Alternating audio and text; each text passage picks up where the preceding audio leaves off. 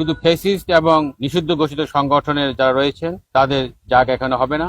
এটা মানুষের আবেগের স্থান, জাতীয় স্মৃতিসৌধে এখানে সবার আসার অধিকার রয়েছে।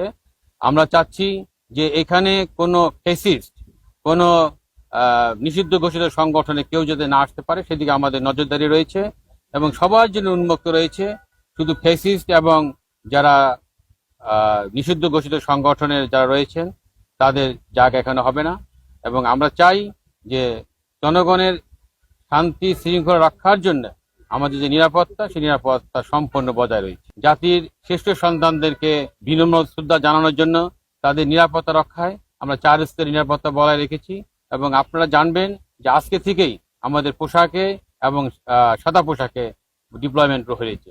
এখানে আমিন বাজার থেকে শুরু করে জাতীয় স্মৃতিসৌধ পর্যন্ত ট্রাফিকের যে সার্বিক ব্যবস্থা রয়েছে আমরা মনে করি পর্যাপ্ত পরিমাণ রয়েছে এবং জনগণ যাতে নির্বিঘ্নে যাতায়াত করতে পারে সব রকম ব্যবস্থা রয়েছে।